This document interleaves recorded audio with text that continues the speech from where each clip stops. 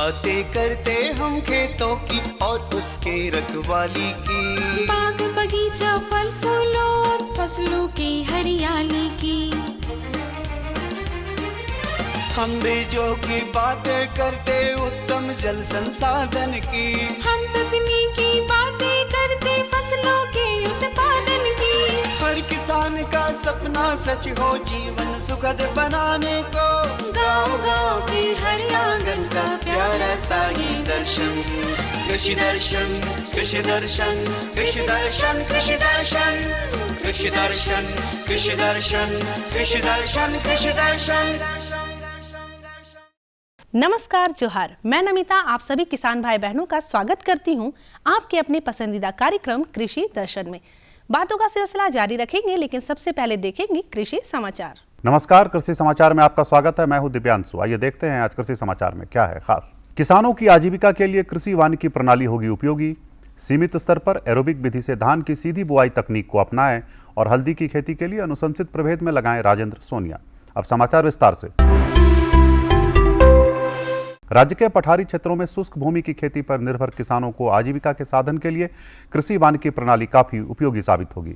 इसके तहत किसान वन वृक्ष, अनाज और पशुओं के लिए चारा उत्पादित कर अपनी आय बढ़ा सकते हैं। मौसम परिवर्तन को देखते हुए कृषि वैज्ञानिकों की सलाह है कि किसान सीमित स्तर पर एरोबिक विधि से धान की सीधी बुआई तकनीक को अपनाएं। इससे विषम मौसम में भी किसानों को नुकसान नहीं होगा और उत्पादन बेहतर होगा। किसान भाई, यदि आप अंतर्वर्गीय फसलों की खेती करने जा रहे हैं तो कीटों से बचाव के लिए जैविक पद्धति को अपनाएं। कीटों से बचाव के लिए 25 से 30 प्रति हेक्टेयर की दर से ट्रैप लगाएं। इससे कीटों से बचाव होता है। अंतर्वर्ती फसलों का अगर आप उपयोग करते हैं फिर तो उसमें कीटों का नियंत्रण किया सकता है, पर फिर भी उतना नहीं हो पाएगा जितना हम कर सकते हैं। इसके लिए आप जैविक में ही जाइए और ट्रैप अगर आप लगा लेते हैं, ट्रैप ज़्यादा कीमत का नहीं होता। एक अगर आप येलो स्टिक की ट्रैप लेने जाइए तो 20 से 25 रुपये उसका दाम होता है और वो आपका एक सीज़न 8 से 9 महीना तक पूरा आपका चला देता है। प्रति हेक्टेयर कितना ट्रैप? प्रति हेक्टेयर आप उसको 25 से 30 आप लगाइए और उसके बाद आप अपने खुद देखेंगे कि कीटों से आपका काफ़ी हद तक सुरक्षा और बचाव हो चुका है। हल्दी की खेती से अधिकाधिक उत्पादन लेने के लिए 18 से 20 क्विंटल बीज प्रति हेक्टेयर लगाएं। कतार से कतार की दूरी 45 सेंटीमीटर और बीज से बीज की दूरी 15 सेंटीमीटर रखें। बेहतर उत्पादन के लिए अनुशंसित प्रभेद में राजेंद्र सोनिया लगाएं। हल्दी की खेती के लिए बलुई दोमट मिट्टी और जल निकास वाली मिट्टी उपयुक्त है। हल्दी की 1-2 आंख वाली बीज की गांठ को लगाएं। साथ ही गर्मी में समतल जमीन में खेती करें और 7 से 10 दिनों पर सिंचाई करते रहें।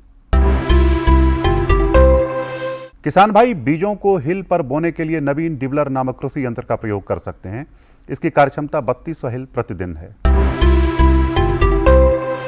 आज की विशेष जानकारी है लत्तेदार सब्जी फसलों में कीटों की रोकथाम के बारे में। किसान भाई, इस मौसम में लत्तेदार सब्जी फसलों में कई कीटों के हमले का खतरा रहता है। इन कीटों से बचाव के लिए 3 फोरमैन ट्रैप प्रति एकड़ की दर से लगाएं।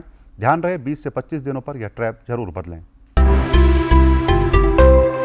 और अब एक नजर राज्य के 5 प्रमुख शहरों के मौसम के मिजाज पर। आज राज्य के 5 प्रमुख नगरों के अधिकतम और न्यूनतम तापमान कुछ इस प्रकार दर्ज किए गए। रांची का अधिकतम तापमान 34 डिग्री। कृषि समाचार में आज इतना ही। अगले दिन अगले अंक में फिर मुलाकात होगी कुछ ताजा तरीन खबरों के साथ। तब तक के लिए दीजिए अभी आप देख रहे थे कृषि समाचार, जहां खेती बाड़ी से जुड़ी ढेरों जानकारियां आपने ली। मंडी का भाव, मौसम का मिजाज, नीति, तकनीक, उपकरण के बारे में जाना। साथ ही साथ हम जाने कि मौसम कैसा रहेगा, तो आप अपना और अपने पशुओं का रखिए खास ध्यान। अब हम लेते एक छोटा सा विराम। भारत सरकार का हर प्रयास किसानों को दे रहा है एक नई आस। देश के किसानों की खुशहाली और उन्हें आत्मनिर्भर बनाने के लिए भारत सरकार समर्पित है। प्रधानमंत्री श्री नरेंद्र मोदी जी के नेतृत्व में कृषि क्षेत्र में किए गए निरंतर प्रयासों के फलस्वरूप देश खाद्यान्न व बागवानी के क्षेत्र में आत्मनिर्भर हो चुका है और देश में दलहन का उत्पादन भी बढ़ा है। इसी तरह भारत सरकार ने खाद्य तेलों के उत्पादन को बढ़ाने के भी अनेक प्रयास किए हैं। इसी क्रम को आगे बढ़ाते हुए माननीय प्रधानमंत्री श्री नरेंद्र मोदी जी के नेतृत्व में भारत सरकार ने दूरदर्शी निर्णय लेते हुए राष्ट्रीय खाद्य तेल मिशन ऑयल पाम की शुरुआत की है। इस मिशन से देश भर के किसानों को बहुत लाभ मिलेगा। कृषि के पूंजी निवेश में वृद्धि होगी, खाद्य तेल आयात पर देश की निर्भरता कम होगी और रोजगार के नए अवसर पैदा होंगे। खाने के तेल में आत्मनिर्भरता के लिए अब राष्ट्रीय खाद्य तेल मिशन ऑयल पाम का संकल्प लिया गया है। इससे किसानों को तो सीधा लाभ होगा ही, गरीब और मध्यम वर्ग के परिवारों को सस्ता और अच्छी क्वालिटी का तेल भी मिलेगा। यही नहीं, ये मिशन बड़े स्तर पर रोजगार का निर्माण करेगा। इस मिशन के अंतर्गत ऑयल पाम का रकबा और पैदावार बढ़ाने पर जोर देने के लिए सरकार ने 11,000 करोड़ रुपए से अधिक की सहायता राशि निर्धारित की है। मिशन के तहत सरकार ने ऑयल पाम की खेती के लिए रोपण आदि की सहायता में बढ़ोतरी करते हुए पहले मिलने वाले 12,000 रुपए प्रति हेक्टेयर को बढ़ाकर 29,000 रुपए प्रति हेक्टेयर तक कर दिया है। ऑयल पाम के पुराने बागों के पुनरुद्धार के लिए 250 रुपए प्रति पौधा के हिसाब से विशेष सहायता दी जा रही है। पौधारोपण सामग्री की कमी दूर करने और बीजों की पैदावार करने वाले बागों को भी सहायता दी जाएगी। इसके तहत 15 हेक्टेयर ऑयल पाम उद्यान के लिए 80 लाख रुपए तक की सहायता राशि दी जाएगी। इसके अलावा नर्सरी विकास के लिए 40 लाख रुपए तक तय किए गए हैं। पूर्वोत्तर और अंडमान राज्यों के लिए विशेष सहायता का भी प्रावधान है। ऑयल पाम के किसान ताजे फलों के गुच्छे यानी FFB का उत्पादन करते हैं, जिनकी वर्तमान में कीमतें अंतर्राष्ट्रीय मूल्यों में उतार चढ़ाव के आधार पर तय होती हैं। पहली बार केंद्र सरकार ताजे फलों के गुच्छे की कीमत के लिए किसानों को आश्वासन दे रही है। ये व्यवहार्यता मूल्य यानी VP कहलाएगा, यानी किसानों को कोई घाटा नहीं होने दिया जाएगा। व्यवहार्यता मूल्य VP तय करने की शुरुआत 1 नवंबर से होगी और अगले वर्ष 31 अक्टूबर तक जारी रहेगी। इसे ऑयल पाम वर्ष कहा जाएगा। इस योजना के तहत वर्ष 2025-26 तक ऑयल पाम का रकबा 6.5 लाख हेक्टेयर सृजित करने और कच्चे ऑयल पाम की पैदावार वर्ष 2025-26 तक 11.20 लाख टन पहुंचाने का लक्ष्य निर्धारित किया गया है। सरकार के इस महत्वपूर्ण निर्णय से देश में ऑयल पाम की खेती करने वाले किसानों में विश्वास पैदा होगा और वे खेती का रकबा बढ़ाएंगे। इस तरह पाम ऑयल का उत्पादन भी बढ़ेगा, जिससे किसानों की आय बढ़ेगी और ग्रामीण अर्थव्यवस्था भी सुदृढ़ होगी। आज हम बातें करने जा रहे हैं सब्जी फसलों का मूल्य संवर्धन के बारे में। आर्थिक रूप से खुद को मजबूत बनाना है तो मूल्य संवर्धन के बारे में जानना बहुत ही आवश्यक है। तो बिना देर के आइए आपको दिलाते हैं ये जानकारी। किसी भी फसल, फल या और कुछ जो उत्पादन होता है उसमें मूल्य संवर्धन का क्या महत्व है, इस बारे में जानकारी देने के लिए हमारे साथ मौजूद हैं विशेषज्ञ के तौर पे आनंद सिंह जी। झारखंड के किसान भाई को अगर बात करें तो यहाँ पे देखते हैं कि उत्पादन तो बहुत ज़्यादा हो जाता है, मार्केटिंग भी उनकी अच्छी होती है, लेकिन मूल्य संवर्धन की जो जानकारी है उनको नहीं रहने के कारण उनका उत्पादन का जो लागत आता है या फिर जो उसमें आना चाहिए वो नहीं मिल पाता है। तो सर ये क्यों नहीं हो पाता है और इसके लिए क्या करें हमारे किसान भाई कि ज़्यादा से ज़्यादा उनको लागत प्राप्त हो जाए? सभी किसान भाइयों को मैं यह बताना चाहूँगा कि हम लोग खेती तो करते हैं, खेती के साथ साथ अगर पशुपालन भी करें, अगर आप देखें इंटीग्रेटेड फार्मिंग सिस्टम, अगर 1 एकड़ का एक मॉड्यूल तैयार करते हैं आप लोग, जिसमें हम थोड़ी थोड़ी चीज़ें सभी कुछ का लेते हैं, तो उससे क्या होता है कि एक तो जोखिम हमारा कम हो जाता है। अगर हम 1 एकड़ में 2 गाय भी रखते हैं और उसके साथ हम खेती भी करते हैं, तो आजकल खेती में मॉडर्न चीज़ों को अपनाया जा रहा है, पुरानी चीज़ को ही मॉडर्न रूप दे दिया गया है। जैसे गाय के गौमूत्र और गोबर से ही कम लागत में उसको अमृत जल बनाकर, अमृत मिट्टी बनाकर खाद को रूप में अगर उपयोग कर रहे हैं, तो उससे क्या होता है कि हम एक तो रासायनिक खादों का खपत जो है हमारा कम हो जाएगा और हम साथ में इसका उपयोग हमारी खेती में हो जाएगा। तो हम इसलिए कहते हैं कि साथ में एक तालाब भी रखिए, मुर्गे पालन भी कीजिए, तो सब कुछ थोड़ा थोड़ा कीजिए। अगर एक चीज़ में आपको नुकसान होता है तो दूसरे चीज़ में फ़ायदा होगा, तो यह एक चीज़ की क्षतिपूर्ति दूसरे चीज़ से पूरक की जा सकती है। तो रही बात कि उसको करते तो सभी लोग हैं, पर उसको वैल्यू एडेड करना है। वैल्यू एडेड का मतलब क्या हो गया? जैसे टमाटर तो बहुत उपज जाता है, आपने देखा होगा किसान भाई ये सड़कों पे फेंक देते हैं, तो उस समय क्या होता है कि अगर हम इसको वैल्यू एडेड करते हैं, जैसे सभी किसान तो नहीं कर पाते हैं, कुछ किसान जो प्रोग्रेसिव किसान हैं हमारे, उसको क्या करते हैं सॉस वगैरह में तब्दील कर देते हैं। तो उसकी क्या हो गई, एक तो लाइफ साइकिल जो है लाइफ उसकी बढ़ गई। अगर उसको सॉस में तब्दील किया, प्रिजर्व किया, तो हम वो आपको 3 से 6 महीने तक के लिए हम उसको उसी टमाटर को प्रिजर्व कर ले रहे हैं, क्या करके, वैल्यू एडेड करके। अब वो जो टमाटर हमारा 2 रुपये किलो बिक रहा था, आज उसी बोतल में आने के बाद 50 से 60 रुपये आधे किलो के बोतल का दाम हो जाता है। तो ये हुआ वैल्यू एडिशन। वही 2 किलो के टमाटर को थोड़ा सा प्रोसेसिंग करके उसको प्रिजर्व करके बोतल में पैक किया और मार्केट में जब ले गए तो वो 2 रुपये किलो का टमाटर ये हमारा 50 से 60 रुपये किलो का हो गया। कहीं कहीं बड़ी बड़ी कंपनियों के बोतल आप देखिएगा तो 1 लीटर 1 किलो का बोतल 150 से 200 का है। तो ये हुआ वैल्यू एडिशन। आप देखिए वैल्यू एडिशन, जैसे चिप्स ले लीजिए, किसी भी चिप्स, जो भी चिप्स खाते हैं आप, तो वो 10 ग्राम चिप्स की कीमत ही 20 रुपये है।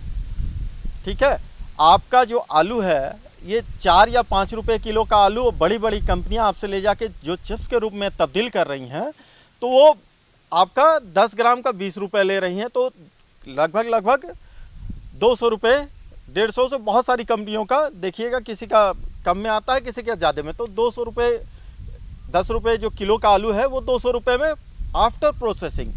तो क्या हुआ, ये वैल्यू एडेड, आपने उसको वैल्यू एडिशन किया। वैल्यू एडिशन करने के बाद जब मार्केट में ले गए तो उसी चीज़ का दाम बढ़ गया। तो आपको करना यही है कि अपने फसल चक्र को अपनाएं इस हिसाब से कि पहले अगेती, अगर बेचना है आपको, सब्जी के रूप में बेचना है, तो उसको अगेती फसल का इस्तेमाल करें। आप कोई भी सब्जी देखते हैं मार्केट में जब आती है तो शुरुआती में उसका दाम 50 रुपये, 60 रुपये किलो, आजकल के तत्काल परिवेश में 80 रुपये किलो तक सब्जी बिकती है स्टार्टिंग में। आप देखिए वही जस्ट 15 दिन, 1 महीने के बाद उस सब्जी का मूल्य घट जाता है। क्योंकि मार्केट में स्टॉक उस सब्जी का ज़्यादा आ जाता है, सभी किसानों की उपज उस समय मार्केट में आ जाती है, तो घट जाता है। तो पहला बात हम ये ध्यान देंगे हमारे किसान भाई कि हम अगेती फसल, अगेती सब्जी का इस्तेमाल करें ताकि वो मार्केट में हमारा तुरंत पहले आ सके और हम अधिक पैसे उससे अर्जन कर सके।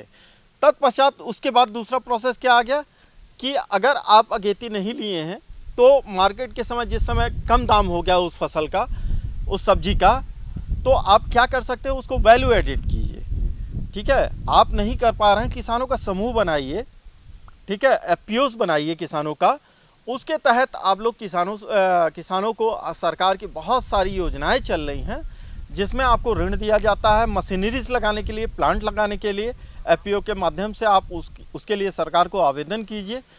कहीं कहीं सरकार की फ्री में योजनाएं चल रही हैं, तो उसका लाभ उठाइए। आप लोग वैल्यू एडिशन की मशीनें लाइए, वैल्यू एडिट करके उस चीज़ को प्रसंस्करण करने के बाद उसको आप मार्केट में ले जाइए। फिर वह आप, अगर आप ग्रामीण क्षेत्रों से आते हैं तो अपना प्रसंस्करण करने के बाद उसको शहरी क्षेत्र में बेचिएगा, तो आप उसके आय के साधन में आपकी निश्चित ही बढ़ोतरी होगी। अभी झारखंड परिप्रेक्ष्य में देखा जाए तो बहुत सारे किसान ने गाजर लगाए हुए थे और गाजर का देखे कि मूल्य बहुत कम हो गया, लोग खेतों में ही छोड़ दिए। तो इनके लिए क्या कहना चाहेंगे, क्योंकि यह भी एक बहुत ज़्यादा उत्पादन करने के बाद समस्या हो जाती है उनको बेचने की। आप किसान भाई को मैं ये सलाह दूंगा कि अभी देखिए, आप और शहरों में चले जाइए, बड़े बड़े शहरों में जाइएगा तो आप गाजर को ड्राई रूप में, आप पाउडर के रूप में देखिएगा कि पैकेट बन के आ रहे हैं। तो आप एक छोटी सी ड्राई मशीन लगा के, ड्रायर लगा के उस चीज़ का वैल्यू एडिट कर सकते हैं, उसको पैकेट बंद कर सकते हैं ताकि उसका मॉइस्चर कंटेंट, जब ड्राई करने के बाद मॉइस्चर कंटेंट उड़ गया तो वो पैकेट बंद कीजिएगा तो वो एक पाउडर के रूप में पड़ा रहेगा, ख़राब नहीं होगा।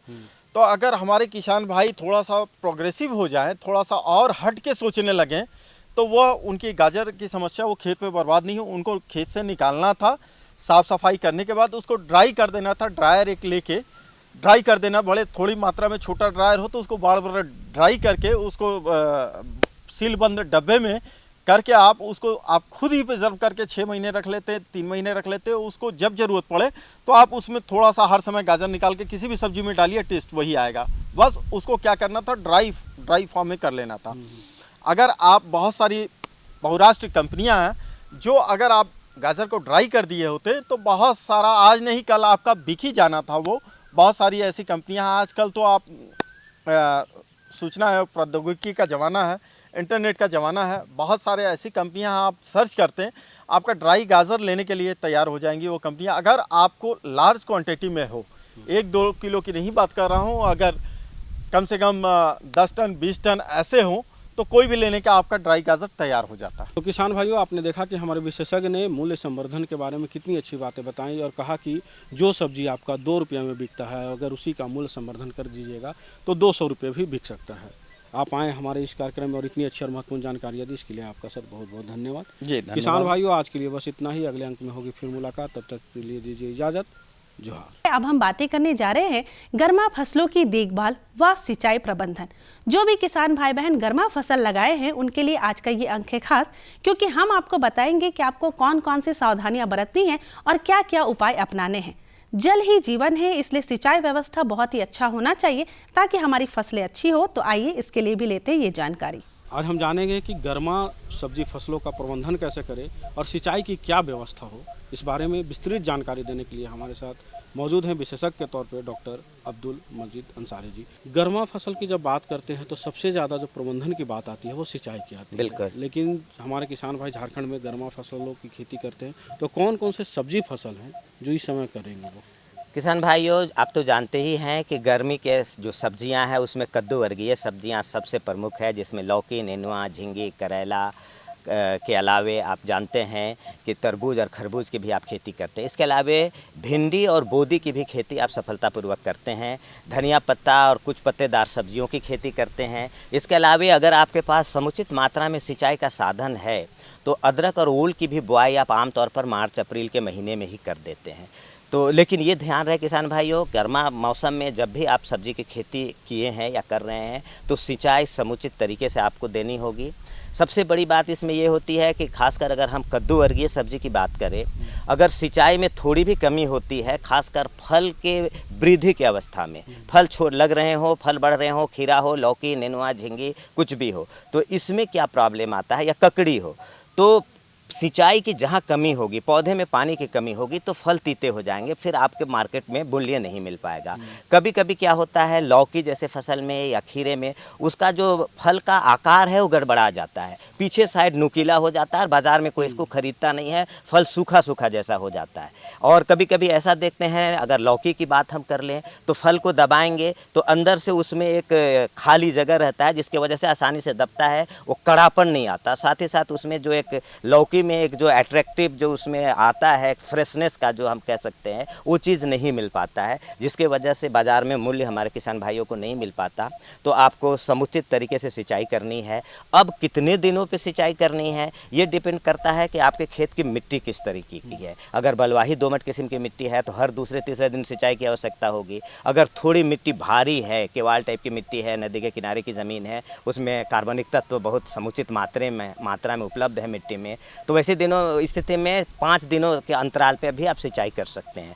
और एक चीज़ और हम बताते चलें, शुरुआती जो ग्रोथ का स्टेज होता है पौधे का, उस समय जल्दी जल्दी सिंचाई की आवश्यकता होती है। जब लतर पूरी तरीके से फैल जाता है खेत में तो उसके पत्ते भी फैले रहते हैं, तो थोड़े मल्चिंग का काम करते हैं और मॉइस्चर को थोड़ा कंजर्व करते हैं, मॉइस्चर को मिट्टी से उड़ने में थोड़ा रोकते हैं, जिसके वजह से बाद में थोड़ी दिन बादों भी सिंचाई करते हैं, रुक रुक के 5 दिन 6 दिन पे भी तो चलता है। एक चीज़ हुई। दूसरी बात कि कभी कभी इस समय अप्रैल और मई के महीने में बहुत तेज़ बारिश भी हो जाती है, तो ये भी आप सुनिश्चित करें कि अगर कभी कभी हैवी रेन अगर हो जाए, बहुत तेज़ बारिश हो जाए, तो जल निकासी का आपको प्रबंध करना है, सजग रहना है कि पानी न जमे, क्योंकि जितनी जल्दी इन फसलों को, इन सब्जियों को पानी की आवश्यकता होती है, उतना ही अधिक जल जमाव से ये संवेदनशील भी होते हैं। जल जमाव होगी तुरंत पीले होकर डैमेज होंगे। तो किसान भाइयों, इन सब चीज़ों से आपको विशेष ध्यान देना है कि हम कैसे अपना जल प्रबंधन करें।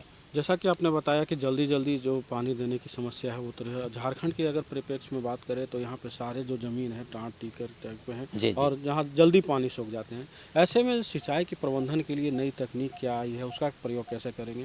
और ख़ासकर जो मंझोले टाइप के या छोटे किसान हैं वो जब सब्जी उत्पादन करते हैं तो किस तरह से सिंचाई का प्रबंधन करें कि कम पानी में ज़्यादा उत्पादन हो? किसान भाइयों, आजकल जो ड्रिप सिंचाई प्रणाली है उसका प्रयोग हमारे छोटे किसान भी कर रहे हैं। बहुत ज़्यादा खर्च नहीं आता है। गवर्नमेंट के इसमें बहुत सारे स्कीम्स हैं, उसमें सब्सिडी भी दी जाती है। तो आप छोटे छोटे पैमाने पे भी, ½ एकड़ पे, 1 एकड़ पे भी आप ड्रिप सिंचाई प्रणाली का प्रयोग कर सकते हैं। एक चीज़ ध्यान देंगे, अगर गर्मी के महीने में आप ड्रिप सिंचाई प्रणाली कर रहे हैं तो उसके साथ प्लास्टिक मल्च का भी प्रयोग अवश्य करें। मल्चिंग, अगर प्लास्टिक मल्च नहीं करते तो पत्तों से भी इसकी या पुआल से भी इसकी मल्चिंग कर सकते हैं।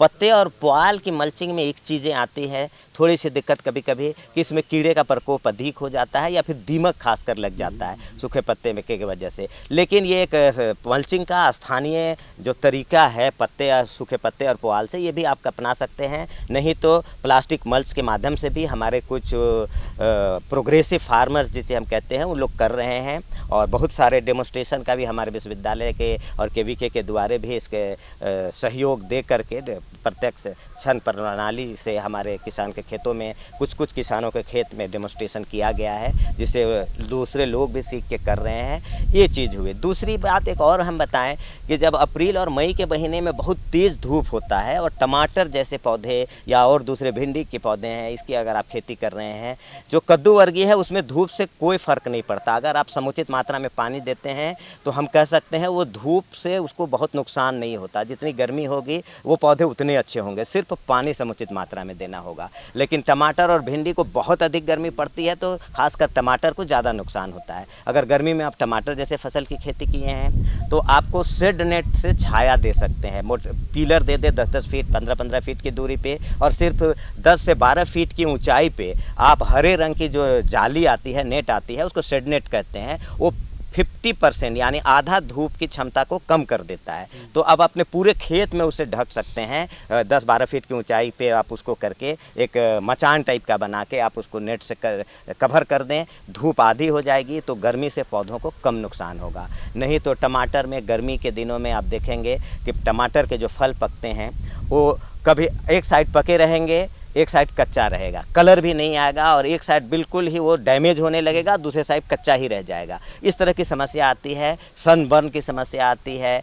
ब्लॉची रिपेनिंग हम लोग कहते हैं, एक साइड पक रहा है, एक साइड नहीं पक रहा है, इस तरह की समस्या होती है। तो किसान भाइयों, टमाटर को तो आपको शेड नेट दे के सुरक्षा करना होगा, तभी आप इसकी खेती अच्छे से कर पाएंगे। दूसरी बात, अगर आप गर्मी में, थोड़ा लेट गर्मी में, जैसे हम कहें मई के महीने में अगर आप लगा देते हैं धनिया पत्ता या मूली, अगर सिंचाई का साधन है, तो आप जानते हैं कि जुलाई में धनिया पत्ता और मूली का कीमत बाज़ार में बहुत अधिक होता है। तो आप उस समय अगर आपके पास सिंचाई का साधन है, खेत खाली है, तो धनिया पत्ता और मूली की खेती आप करते हैं तो वहाँ भी ये शेड नेट से छाया दे करके आप बहुत अच्छा मूल्य कमा सकते हैं। किसान भाइयों, आप जानते हैं कि मूली जुलाई और अगस्त के महीने में 60 से 80 रुपये kg होता है। धनिया पत्ता की कीमत तो प्रति kg 200 से 300 रुपये kg तक चला जाता है।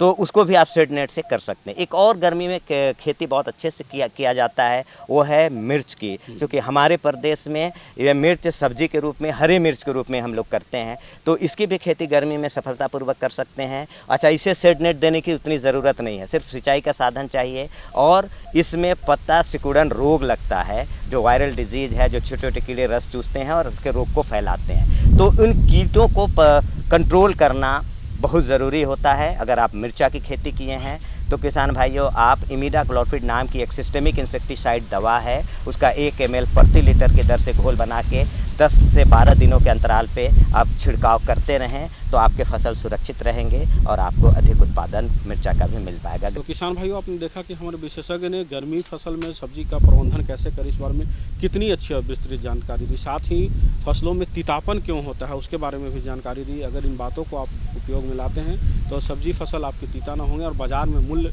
अधिक मिलेगा। और उत्पादन की तो बात हमारे जो विशेषज्ञ थे उन्होंने कहा ही, और उत्पादन जब अधिक होगा तो आपकी आर्थिक स्थिति में भी सुधार होगा। आप हमारे इस कार्यक्रम में और इतनी अच्छी महत्वपूर्ण जानकारियाँ दी, इसके लिए आपको बहुत बहुत धन्यवाद। धन्यवाद आपको भी। आज के अंक में इतना ही, क्योंकि समय हो गया है आपसे विदा लेने का। हम लेंगे आपसे इजाजत। जाने से पहले आप हमारा पता लिख लीजिए।